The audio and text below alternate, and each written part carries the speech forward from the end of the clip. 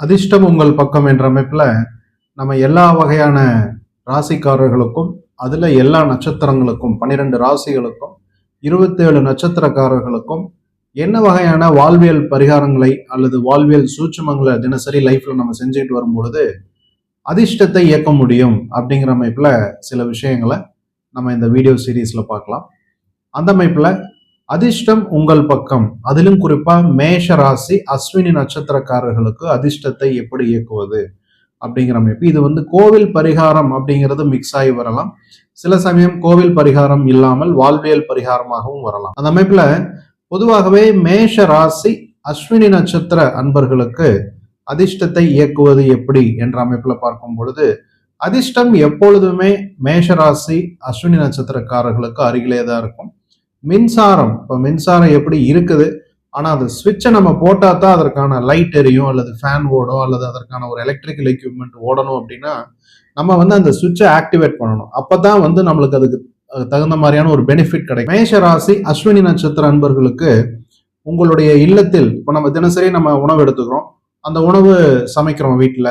இப்போ சமைக்கும் பொழுது மேஷ ராசி அஸ்வினி நட்சத்திர அன்பர்கள் பார்த்தீங்கன்னா 3 பர்னர் ஸ்டவ், அதாவது 3 பர்னர்கள் உள்ள அடுப்புல உங்களுடைய தினசரி சமையலை செய்யும் பொழுது உங்கள் வீட்டில் இருக்கக்கூடிய மேஷராசி அஸ்வினி நட்சத்திர அன்பர்களுக்கு அதிர்ஷ்டம் தேடி வரும்.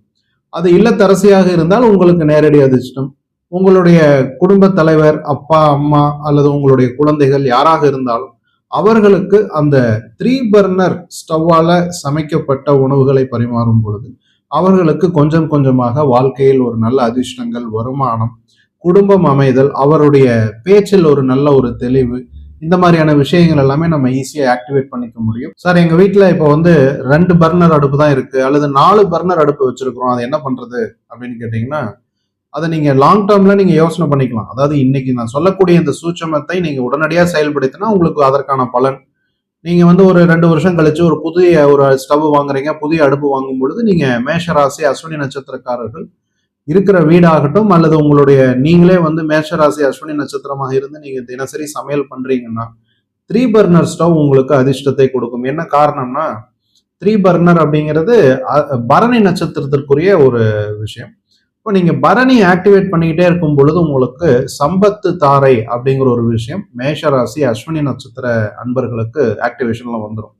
இப்போ தினசரி நீங்க அதுல சமைப்பது கண்டிப்பா வாரம் ஒரு முறை அந்த 3 பர்னர் ஸ்டவ்வுக்கு நம்ம எப்படி நம்ம பூஜை ரூம்ல நம்ம தெய்வங்களுக்கு ஒரு பூ வச்சு ஒரு தினசரி வழிபாடு செய்யறோமோ அது மாதிரி வாரம் ஒரு முறையாவது 3 பர்னர் ஸ்டவ்வுக்கு ஒரு சிறிய ஒரு பூஜை செய்து ஒரு பொட்டு வச்சு ஒரு பூ வச்சு அதற்கான தீபாராதனை காண்பித்து அன்றைய சமையலை இப்போ வெள்ளிக்கிழமை ஆகட்டும் அல்லது நீங்க செவ்வாய்க்கிழமை செஞ்சாலும் சரி, ஏதாவது ஒரு சுப நாட்கள்ல நீங்க வாரத்துல ஒரு முறை அதற்கான பூஜையை செய்து வரும்பொழுதும் மேஷராசி அஸ்வினி நட்சத்திர அன்பர்களுக்கு வாழ்வில் படிப்படியாக அதிர்ஷ்டங்கள், வருமானம், நல்ல சம்பத்துக்கள் உங்களை தேடி வருவதற்கான வாய்ப்புகள் உண்டு.